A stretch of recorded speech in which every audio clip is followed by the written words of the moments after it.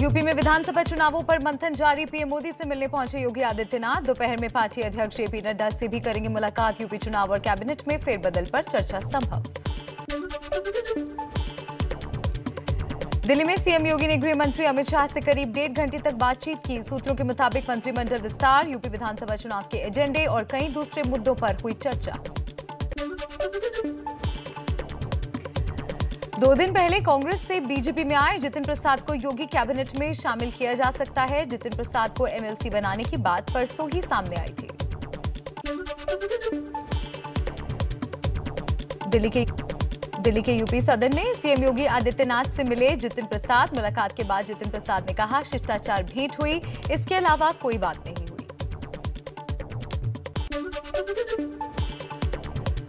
दिल्ली में मोदी योगी की मुलाकात से पहले यूपी में भी सियासी हलचल तेज। सुहेल देव भारतीय समाजवादी पार्टी के अध्यक्ष ओम प्रकाश राजभर ने भी लखनऊ में अपनी पार्टी की बैठक बुलाई। राजभर बोले, हम डूबती नैया पर सवारी नहीं करेंगे। यूपी में मंत्रिमंडल में विस्तार की अटकलों के बीच नेताओं की मुलाकात का दौर जारी। बीजेपी के एमएलसी ए.के. शर्मा की आज पार्टी अध्यक्ष जेपी नड्डा से दोपहर बाद हो सकती है मुलाकात। सीएम योगी के बाद अनुप्रिया पटेल ने की गृह मंत्री अमित शाह से मुलाकात। अपना दल एस की अध्यक्ष और मिर्जापुर से सांसद हैं अनुप्रिया पटेल। गृह मंत्री अमित शाह से आज फिर मिल सकते हैं निषाद पार्टी के अध्यक्ष संजय निषाद। कल संजय निषाद ने अमित शाह से मुलाकात की थी। बेटे और सांसद प्रवीण निषाद भी साथ में मौजूद थे। बंगाल में ममता को जीत दिलाने वाले प्रशांत किशोर शरद पवार से मिलने पहुंचे। 2024 के आम चुनाव के लिए विपक्ष के चेहरे पर चर्चा। फिर बढ़े पेट्रोल और डीजल के दाम। देश भर में बढ़ती कीमतों के खिलाफ कांग्रेस का हल्ला बोल। पेट्रोल और डीजल की कीमतों में लगातार हो रही बढ़ोतरी के विरोध में दिल्ली में कांग्रेस का शक्ति प्रदर्शन। शक्ति सिंह गोहिल, केसी वेणुगोपाल, अनिल चौधरी ने टांगा की सवारी पर दर्ज कराया विरोध। केंद्र सरकार से बड़े दाम वापस लेने की मांग। पेट्रोल और डीजल की महंगाई के खिलाफ आज कांग्रेस देश भर में प्रदर्शन कर रही है। जयपुर के सांगानेर में सचिन पायलट भी धरने पर बैठे हुए हैं। उनके साथ बड़ी संख्या में कांग्रेस कार्यकर्ता भी प्रदर्शन कर रहे हैं।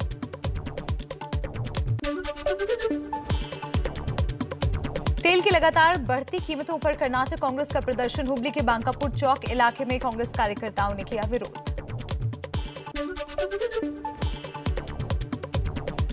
पेट्रोल और डीजल के बढ़ते दामों को लेकर ओडिशा में कांग्रेस कार्यकर्ताओं ने किया जोरदार प्रदर्शन।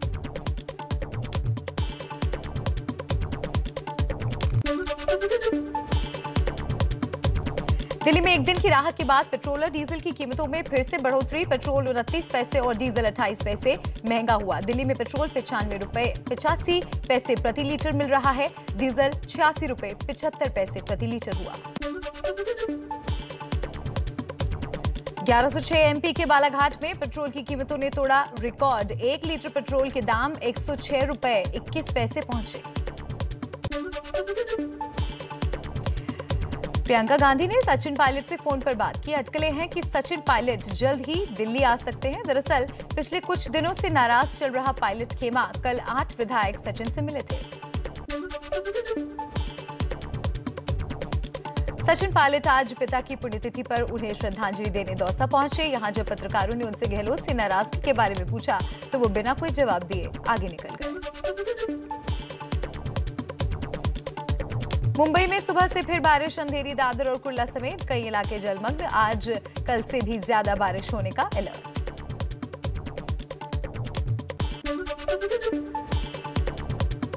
मुंबई में आगे बारिश का सितम रहेगा जारी। मौसम विभाग ने मुंबई समेत कोंकण रीजन में अगले 3 दिन तक भारी बारिश की चेतावनी।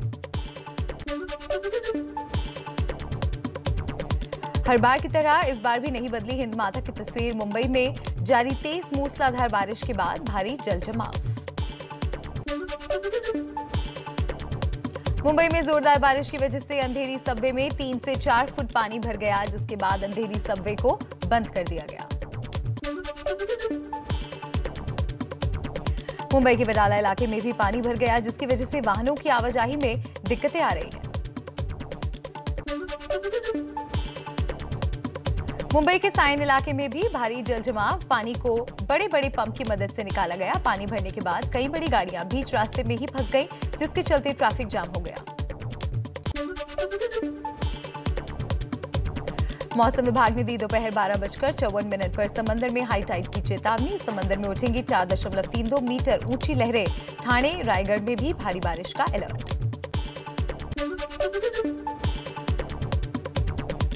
ठाणे और मुलुंड के बीच रेलवे ट्रैक पर आई दरार। ट्रैक में दरार की वजह से लोग पैदल चलने लगे। सूचना मिलते ही रेलवे ट्रैक को ठीक किया गया। ट्रैक पर रेल सामान्य रूप से चलेगी। मुंबई में बारिश का कहर जारी। दहिसर इलाके में 3 चौल के घर गिरे, एक व्यक्ति की मौत। राहत और बचाव का काम जारी। मुंबई के मलाड में मकान ढहने के मामले में ठेकेदार रमजान अली गिरफ्तार। मकान मालिक शफीक सिद्दीकी की तलाश में जुटी पुलिस। मृतकों को 5-5 लाख मुआवजे का ऐलान। मलाड में हादसे पर राजनीति तेज। हादसे के बाद सीएम उद्धव ठाकरे ने किया घटनास्थल का दौरा। कई मंत्री और मुंबई की मेयर भी पहुंची।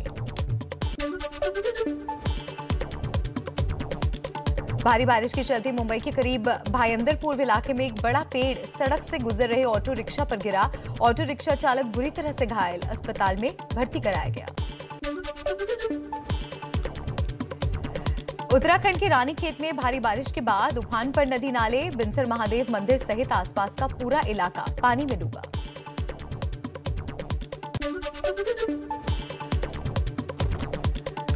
समय से 7 दिन पहले मध्य प्रदेश पहुंचा मानसून। जबलपुर और शहडोल रेंज के जिलों के लिए मौसम विभाग ने ऑरेंज अलर्ट जारी किया। मौसम विभाग के मुताबिक अगले 48 घंटे में पश्चिम बंगाल, बिहार और झारखंड में दस्तक देगा मानसून। बारिश से पहले बिहार में बिजली गिरने की आशंका के चलते लोगों को अलर्ट किया गया। तेज बारिश से सराबोर हुआ दिल्ली एनसीआर। तेज हवा के साथ बारिश से लोगों को गर्मी से राहत मिली। मौसम विभाग ने आंधी और तेज बारिश का अनुमान जताया था। यूपी के प्रयागराज में मौसम ने ली करवट। धूल भरी आंधी के बाद बरसे बादल। प्री मानसून की बारिश से लोगों को मिली गर्मी से राहत। महाराष्ट्र के सीएम उद्धव ठाकरे और पीएम मोदी की मुलाकात के बाद शिवसेना प्रवक्ता संजय राउत का बड़ा बयान। बोले, पीएम मोदी बड़े नेता, उनकी वजह से ही बीजेपी 7 साल से सत्ता में है। मुंबई में एनसीपी ने मनाया स्थापना दिवस। पार्टी प्रमुख शरद पवार हुए शामिल। पवार ने एक बार फिर कहा, महाराष्ट्र में महाविकास आघाड़ी सरकार अपना कार्यकाल पूरा करेगी, इससे कोई खतरा नहीं है। बंगाल की हुगली में बीजेपी सांसद लॉकेट चैटर्जी का विरोध। कार के सामने जमकर हुई नारेबाजी। लॉकेट चैटर्जी ने टीएमसी कार्यकर्ताओं पर लगाया आरोप। असम सीएम हेमंत बिस्व शर्मा का बड़ा बयान। कहा, गरीबी कम करना है तो अल्पसंख्यक समुदाय जनसंख्या नियंत्रित करे। सभी लोग परिवारवाद नियोजन के तरीके अपनाएं।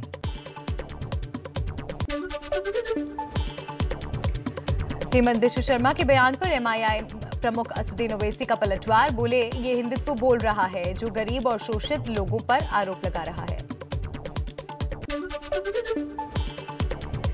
देश में पिछले 24 घंटे में कोरोना के 91,702 नए मामले आए सामने। केस भले ही 1 लाख से कम, लेकिन मौत का सिलसिला नहीं रुक रहा। 24 घंटे में 3,403 लोगों की गई जान।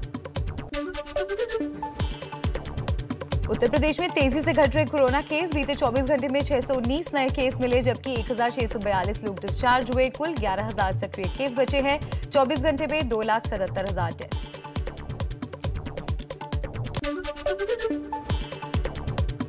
गुजरात में आज से अनलॉक की प्रक्रिया शुरू। होटल, रेस्टोरेंट्स, जिम और लाइब्रेरी 50% क्षमता के साथ खोलने की मंजूरी। दुकानें और धार्मिक स्थल भी खुलेंगे। धार्मिक, सामाजिक और राजनीतिक कार्यक्रमों में 50 से ज्यादा लोग नहीं हो सकेंगे शामिल। कर्नाटक में भी राहत का ऐलान। 14 जून से दोपहर 2 बजे तक लॉकडाउन में ढील। बेंगलुरु ग्रामीण समेत 10 जिलों में जारी रहेंगी पाबंदियां। नाइट कर्फ्यू जारी रहेगा। कोरोना से संक्रमित हो चुके लोगों के लिए वैक्सीनेशन की अभी बहुत जरूरत नहीं। हेल्थ एक्सपर्ट ग्रुप की नई रिपोर्ट में दी गई सलाह। आम आदमी पार्टी की विधायक आतिशी मार्लिन का दावा, केंद्र सरकार ने कोरोना वैक्सीन से जुड़ी जानकारी साझा नहीं करने को कहा। दिल्ली में ऑनलाइन शॉपिंग कंपनी से जुड़े डिलीवरी एजेंट्स को प्राथमिकता के आधार पर लगेगी कोरोना की वैक्सीन, दिल्ली सरकार का ऐलान। देश की बड़ी निजी कंपनियां पेटीएम, मेक माई ट्रिप और इन्फोसिस ने सरकार को कोरोना वैक्सीन की बुकिंग में मदद की पेशकश की। इन कंपनियों ने वैक्सीन के लिए बुकिंग करने की इजाजत मांगी। मुंबई में वैक्सीन की पहली डोज ले चुके कई लोग दूसरी डोज की तारीख आने के बाद भी नहीं लगवा रहे हैं टीका। ऐसे लोगों को बीएमसी कर्मचारी फोन कर दूसरी डोज लगवाने को कह रहे हैं।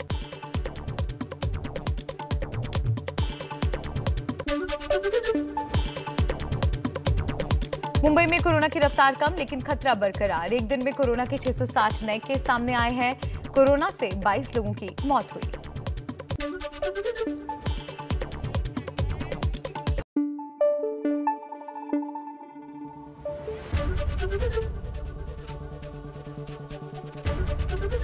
एबीपी न्यूज आपको रखे आगे।